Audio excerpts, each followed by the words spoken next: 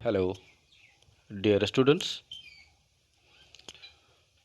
We are going to start our first chapter, Who at the Sun.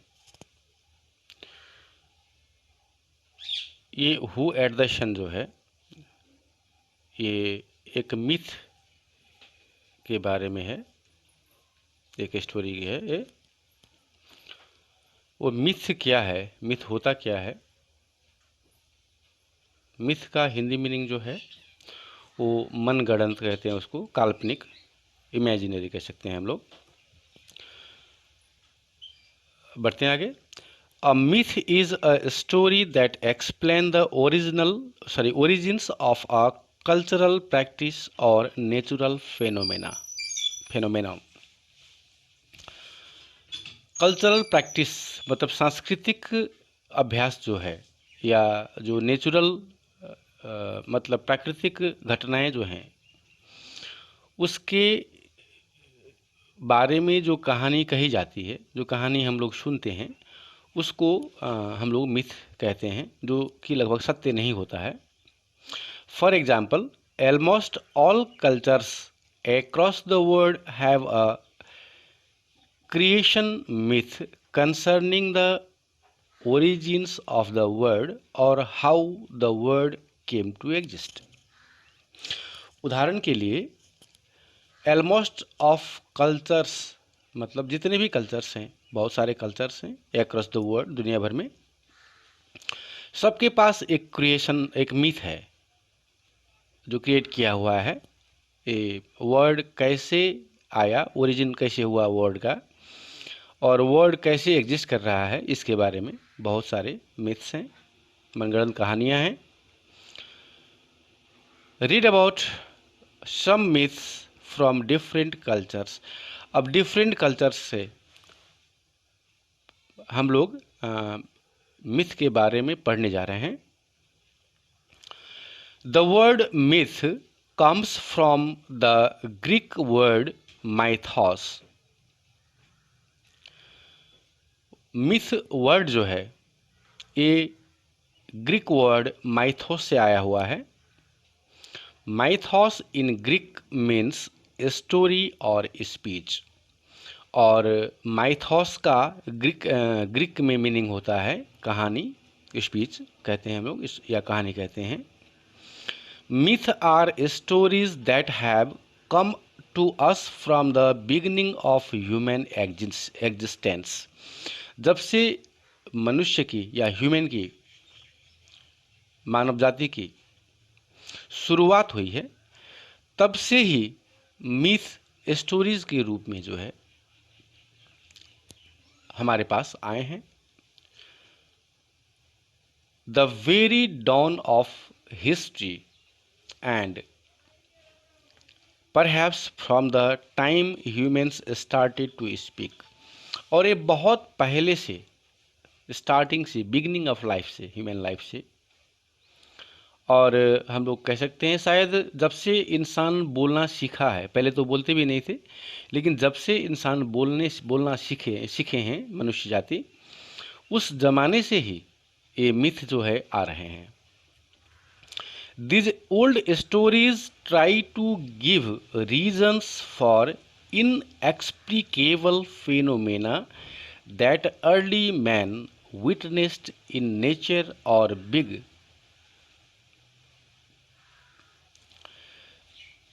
ये stories जो हैं ये बहुत पहले से कारण देने की कोशिश करती है। क्या चीज़ का कारण देने की कोशिश करती है? Inexplicable phenomena. मतलब इनएक्सप्लिकेबल का मतलब क्या होता है? अकथनीय घटनाएं। तो ये मीनिंग आपने याद किया ही होगा। जो अनट्रू मतलब जो ट्रू नहीं है, जिसका कोई कथन नहीं है, कथन नहीं होता है, अकल्पनीय भी कह सकते हैं इसको, अकथनीय जनरली आता है। That early man witnessed in nature और बिग। और ये प्रयास करती है कि ये घटनाएं हैं जो कही नहीं गई है पहले। अकथनीय का मतलब पहले नहीं कही गई है, इस तरह के मिथ के रूप में आती हैं ये घटनाएं। तो फिर से सुनिए इसको। This old stories try to give reasons for inexplicable phenomena. अकथनीय घटनाएं जो हैं उसका कारण देने की प्रयास करती है ये कहानियाँ। That early man witnessed in nature और बिग, जिसके पुराने ज़माने के इंसान जो हैं उसका साक्षी हैं, गवाह हैं। Cataclysmic events in human history. Cataclysmic events का मतलब होता है प्रलयकारी घटनाएं, जिससे वैसे घटनाएं जिससे प्रलय आई हो। तो उस तरह की ह्यूमन हिस्ट्री में जो घटनाएं हैं उसका भी गवाही देती है। एवरी कल्चर, प्रत्येक संस्कृति है, जैसे हमारी हिंदू संस्कृति है, उस तरह से इस्लाम की, मुस्लिम संस्कृति है, ऐसे बहुत सारे संस्कृति हैं, सबकी अलग अलग संस्कृति हैं। तो उन सारे संस्कृति दुनिया भर में जो हैं in the world has its own myths that are passed on from a generation to generation। तो ऐसे सारे कल्चर्स में जो हैं ऐसे मिथ हैं जो एक जनरेशन से दूसरे जनरेशन में, एक पीढ़ी से दूसरे पीढ़ी में ट्रांसफर होती आ रही है। Myths are far older than legends और फोक टेल्स एंड फेबल्स। और ये मिथ जो है लीजेंड्स से, लीजेंड्स का मतलब हो गया किंवदंतियाँ, किंवदंती कहते हैं उसको, कहानी ही है। फोक टेल्स जो है, ये फोक एक राष्ट्रीय क्या कहते हैं, एक नेशनल कल्चर होता है ना। एंड फेबल्स, फेबल्स भी एक कहानी ही है। तो फेबल क्या हो गया, मतलब किसी ने किसी ज़माने में किसी को सुनाया होगा कोई स्टोरी, उसमें अब चेंजेस, सुनने वाला कुछ उसमें ऐड करके या घटा के दूसरे को सुना देता है। जो हम लोग फिस्ट एंड फेस्टिवल्स में जो भोज वगैरह होता है, कोई फंक्शन होता है, वहाँ सुनने को मिलता है ये सब। तो ये लीजेंड्स, फोकटेल्स और फेबल्स से भी पुराना है। The earliest myths we know of are those that describe the creation of the universe. और सबसे पुराना जो है, सबसे पहला जो मिथ्स है, पुराना मिथ्स जो है वो यूनिवर्स का क्रिएशन को डिस्क्राइब करती है। Of men, animals and spirits, आत्मा, इंसान की उत्पत्ति, जानवर की उत्पत्ति कैसी हुई, इस सब के बारे में हमें बताती है। And tell of us the origin of the gods, और हमारे जो हम गॉड हैं, गॉड का ओरिजिन कैसे हुआ ये भी बताती है। Today, with the growing influence of rational scientific views of the world,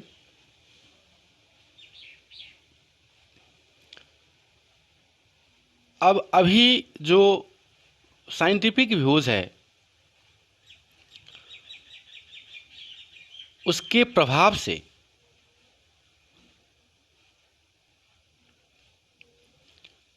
when we use the word myth, we often mean something that is not true। मतलब अब पहले तो सच माने जाते थे, लेकिन साइंटिफिक व्यूज़ का जो प्रभाव है उससे क्या है, ये मिथ वर्ड का इस्तेमाल जो है हम उस कंडीशन में करते हैं, वहाँ करते हैं जहाँ कुछ चीज़ सच नहीं है, हम ये मानते हैं। जहाँ पे कुछ चीज़ सच नहीं है वो मानते हैं हम लोग। We often mean something that it's not true, something made up to deceive others. और ऐसे भी मानते हैं कि ये सच नहीं है, ये किसी को धोखा देने के लिए, डिसीव का मतलब धोखा देना होता है, धोखा देने के लिए बनाया गया है। But myths are perhaps necessary for the human spirit, as reality is too complex for the human brain to grasp। लेकिन शायद मिथ्स इसीलिए भी ज़रूरी था या ज़रूरी है ह्यूमन, मानवीय आत्मा के लिए, कि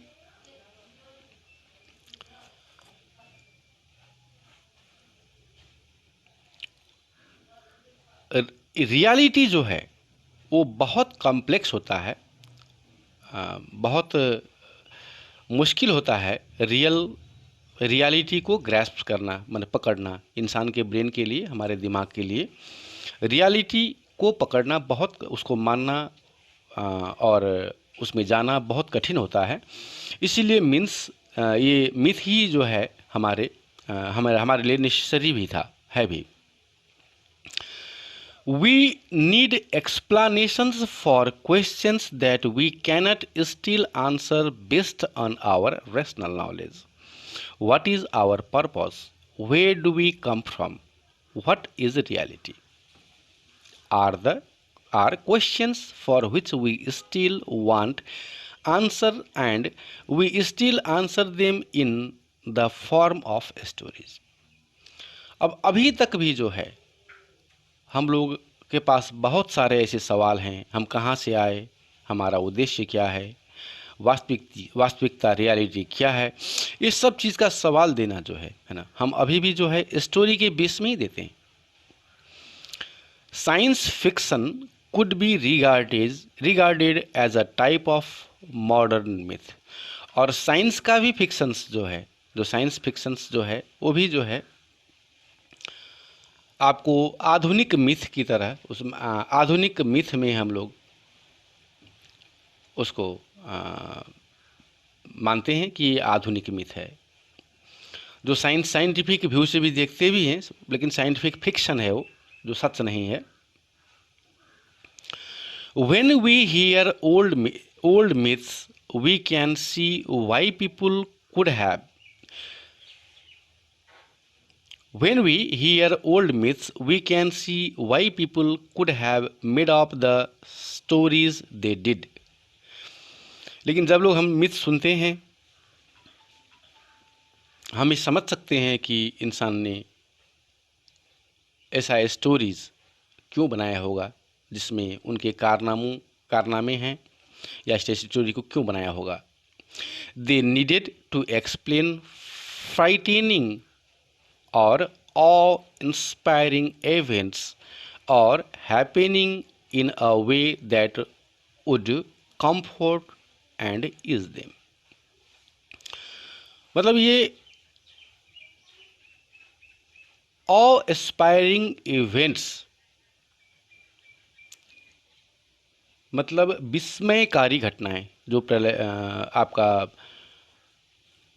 विस्मयकारी घटनाएं जो हैं, या फ्राइटेनिंग घटनाएं जो हैं, जो डरावने होते हैं, है ना, ये सब को जो है ना, हमें बताने के लिए शायद मिथ्स बनाए गए होंगे, स्टोरीज बनाई गई होगी।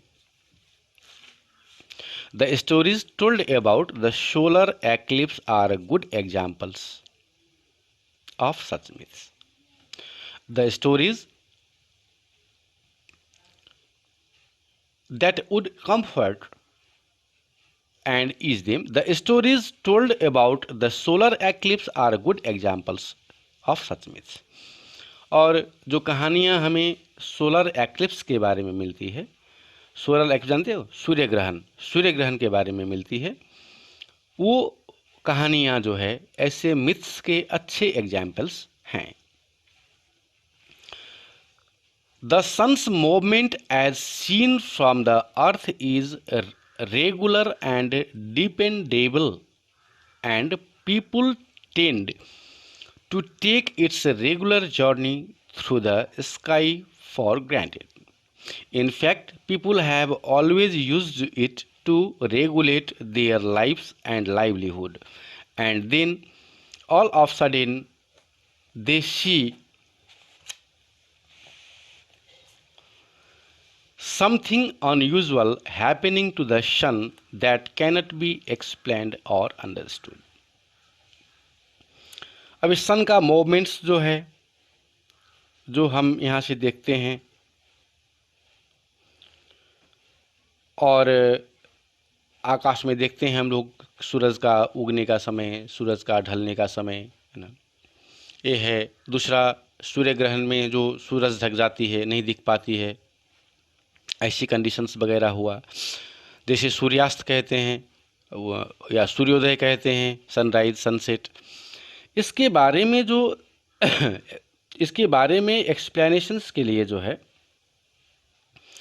ये मिथ वगैरह बनाए हुए हैं, क्योंकि इसको हम लोग एक्सप्लेन नहीं कर सकते। इसका कहने का मतलब है कि जैसे सनसेट होती है तो उसके लिए कुछ मिथ हैं, सूर्योदय होती है तो उसके लिए कुछ मिथ हैं, है ना। अब रात होती है तो कहीं मिथ है कि अब हनुमान जी निकल गए, इसको अंधेरा हो गया। या आपका ग्रहण लगता है तो वैसा है विभिन्न डिफरेंट कल्चर में कि कोई दानव निकल गया, या डिफरेंट टाइप का कल्चर्स में आ सकते हैं वैसी चीज़।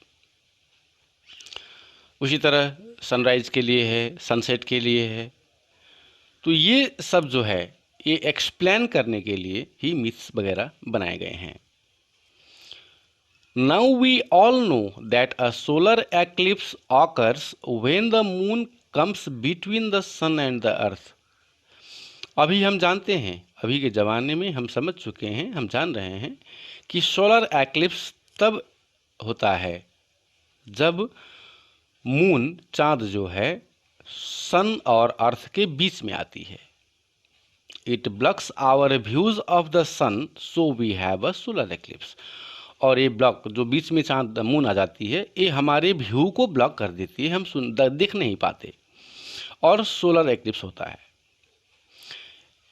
If someone does not know what a solar eclipse is, it's natural for them to be frightened to see the sun being eaten up bite by bite right in the middle of a perfectly ordinary day.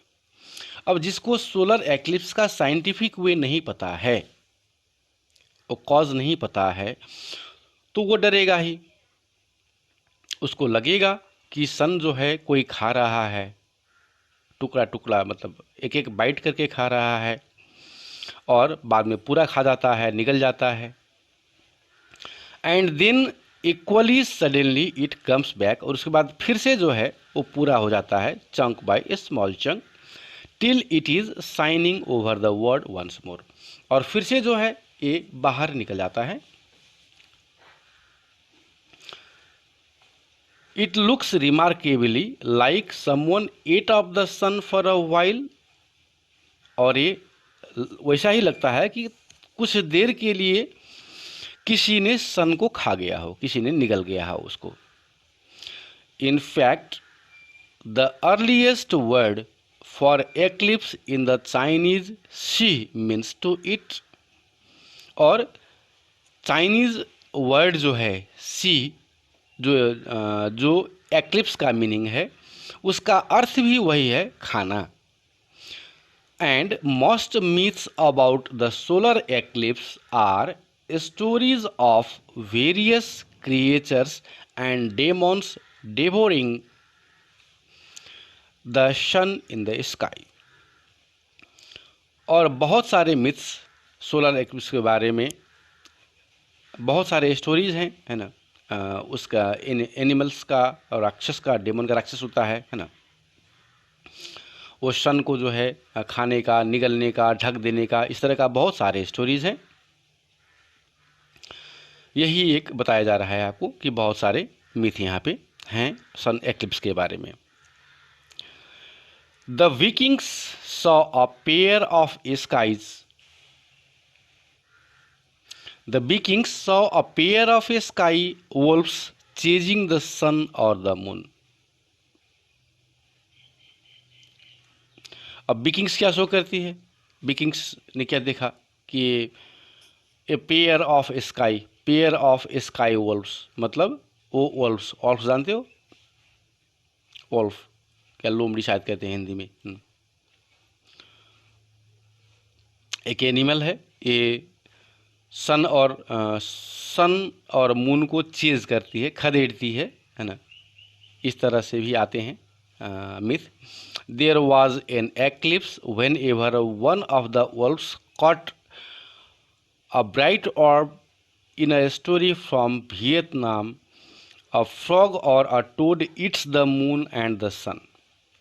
और यहाँ पे है कि कहीं पे ये Vikings का जो है कि वोल्फ्स को कैच कर ले, वोल्फ्स जो है कैच कर लेती है। इसी तरह वियतनाम एक कंट्री है, वहाँ पे है कि फ्रॉग जो है, फ्रॉग मतलब मेढक, टोड भी वही होता है फ्रॉग।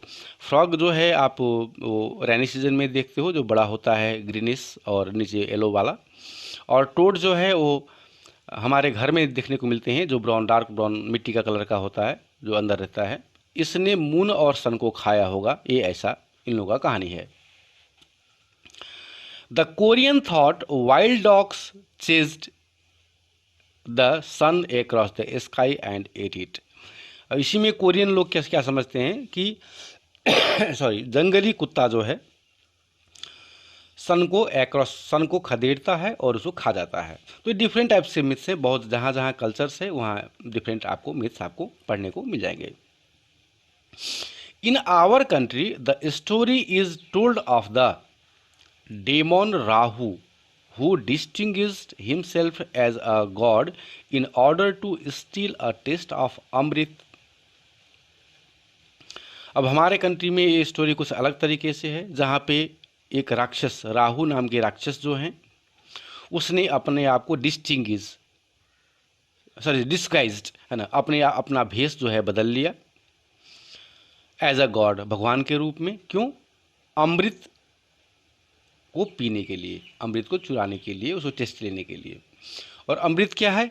अमृत एक नेक्टर जो लाइफ किसी को अमर कर देती है, इसीलिए इसका नाम अमृत है। एक जूस की तरह समझो, एक नेक्टर की तरह। After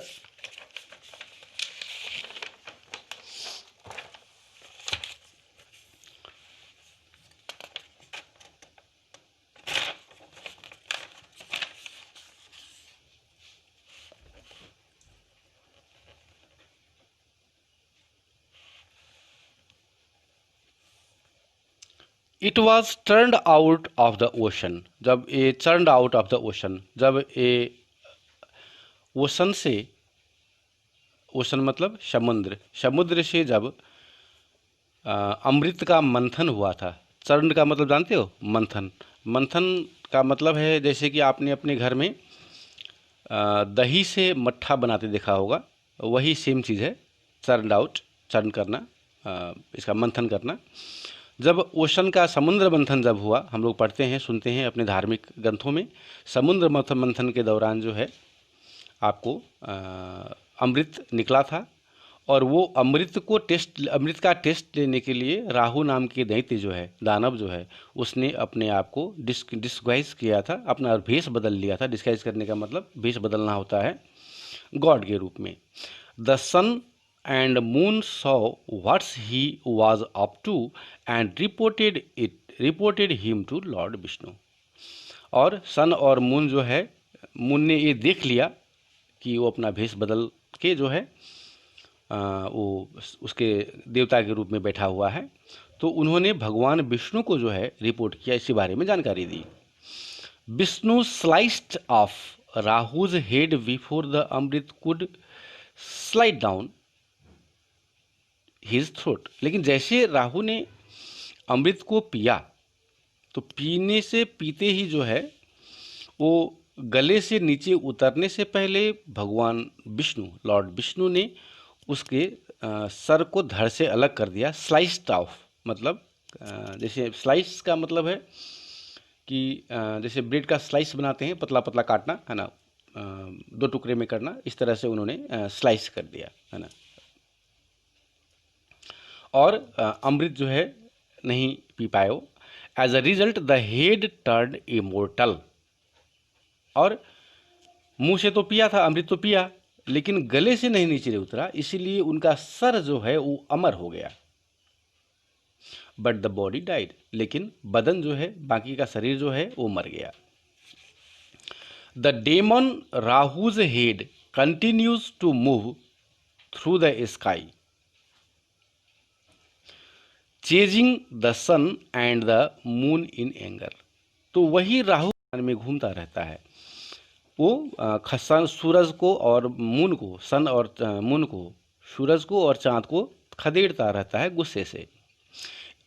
every now and then he catches them and swallows them to cause an eclipse. और हर बार जो है जब पकड़ लेता है तो उसको निगल जाता है और उसी के कारण से जो है एक्लिप्स होती है। हर बार जो है every now and then he catches them and swallows them to cause an eclipse. तो हमारे धारणा, हमारे कल्चर के हिसाब से क्या है कि राहु नाम का दैत्य जो है वो, उसका हेड जो है, जो इमॉर्टल है, जो अमर है, वो आसमान में दौड़ता रहता है, स्काई में दौड़ता रहता है, सन को खदेड़ता है और मून को खदेड़ता है, पकड़ता है, उसको निगल जाता है और उसी के कारण से एक्लिप्स हो जाता है। हाँ, एक्लिप्स का कंडीशन होता है। But it he has no थॉट, लेकिन उसके पास गला तो नहीं है, गला से नीचे तो उतर गया। The sun and moon fall out every time and the eclipse gets over. और गले से नीचे नहीं होने के कारण से जो है मुंह से खाया और फिर गला से निकल गया बाहर, क्योंकि वहाँ उससे नीचे तो कुछ है ही नहीं। तो उससे कारण से क्या है कि कुछ देर के लिए एक्लिप्स हुआ और फिर हर बार जो है एक्लिप्स के बाद सन और मून बाहर आ जाते हैं और एक्लिप्स ख़त्म हो जाती है। ये कहानी हमारे कल्चर में है। ओके, आज के लिए इतना ही। आगे देखेंगे अगली वीडियो में। I hope all of you have understand it perfectly, because मैंने आपको पहले ही मीनिंग वगैरह, इसका समरी वगैरह भेज दिया था। तो मीनिंग आपको याद होगा तो आप ये समझ सकते हैं कि स्टोरी में क्या है। Read the story carefully. आपके पास बुक नहीं है तो ये वीडियो में ही हमने डिटेल में ही दिखा दिया है आपको, आपका बुक वो भी देख लें, है ना, और इस स्टोरी को पढ़ें, समझें। और जो मीनिंग समझ में नहीं आ रही है, हमने आपको पहले मीनिंग भेजा भी है, अगर वहाँ पूरा नहीं है, उससे भी नीचे आपको समझ में नहीं आ रही, कोई मीनिंग बाकी हैं, तो आप उसको डिक्शनरी कंसल्ट कर सकते हैं। Okay, thanks for watching. Next जो है अगली वीडियो में हम आपको भेजेंगे।